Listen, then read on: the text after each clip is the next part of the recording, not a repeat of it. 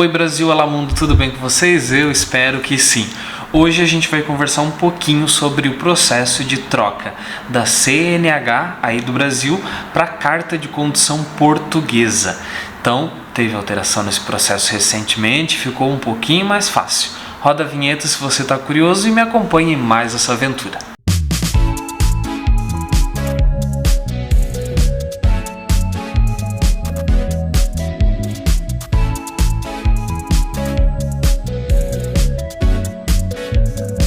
Se você caiu aqui de paraquedas, prazer, eu me chamo Thiago e te ajudo a viajar mais gastando menos. Eu moro aqui em Braga, no norte de Portugal, e também dou algumas dicas e curiosidades de como é morar aqui em Portugal. Se você ainda não me acompanha, o Instagram vai estar passando aqui embaixo e lá eu solto algumas coisas diariamente, você consegue me acompanhar em tempo real. Também pode tirar dúvidas a hora que quiser.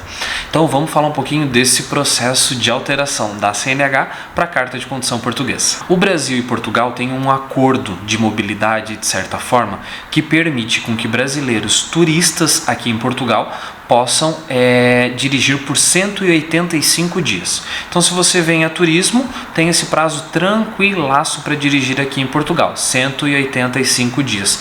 Mas, se você for fixar a sua residência aqui em Portugal, esse cenário muda. E eu quero falar dos dois cenários que vão te acompanhar nessa fixação de residência para você trocar sua CNH pela Carta de Condução Portuguesa.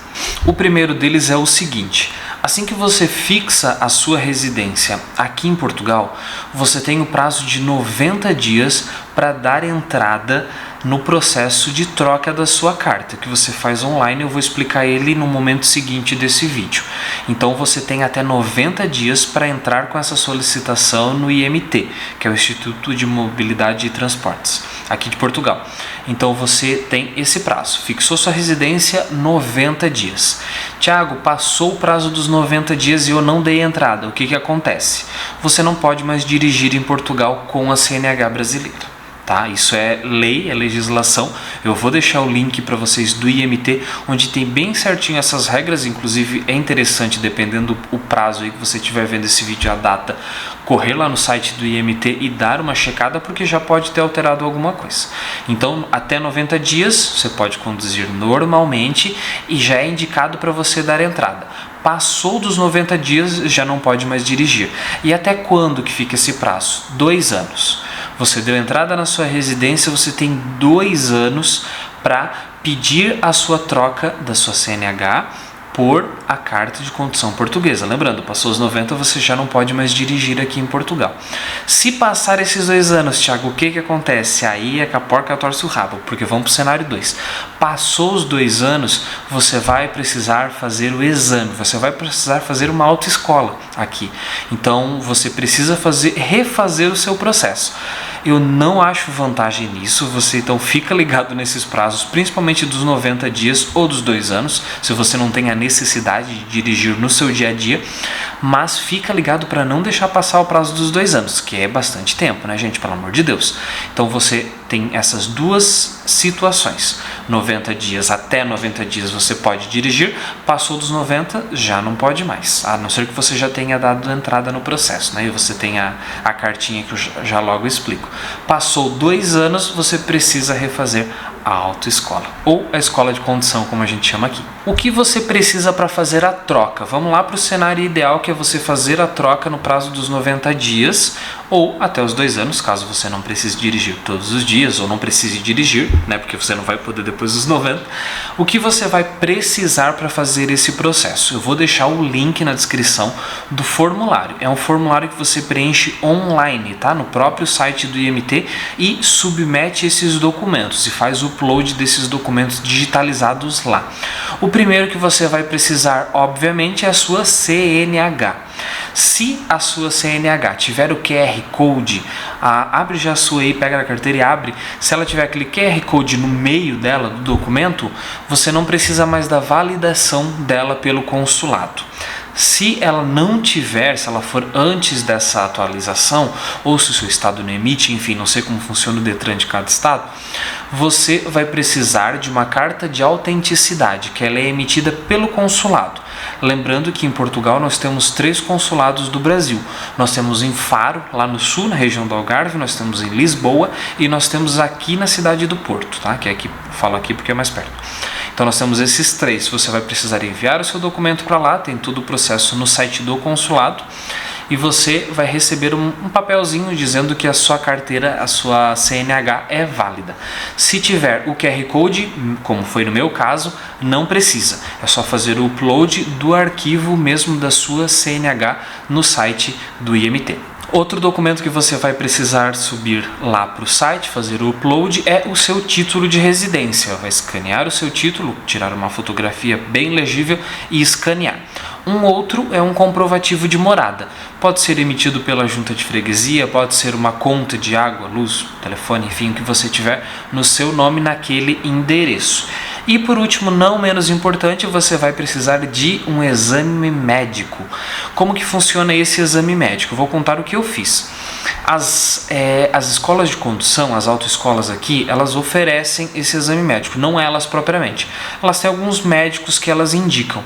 Então o que eu fiz? Entrei em contato com algumas, vi que a média de preço da consulta para obter esse atestado era de 30 euros e agendei com uma delas. Então fui até lá no médico, fiz a consulta, nada mais é do que algumas perguntas bem básicas sobre a sua saúde e qual o tipo da sua carta de condução que você tinha no Brasil, da sua CNH, se você tem AB, como é o meu caso que eu só tenho AB, se tem AB, se tem para pesados, que são caminhões, que eu já não sei nem a letrinha que vai ali. Então ele faz algumas perguntas bem básicas e já emite o seu atestado na hora e te entrega. E ele também já sobe esse atestado para o sistema do IMT, ou melhor, para o SNS, né, que é o Sistema Nacional aqui de Saúde de Portugal, que já é vinculado.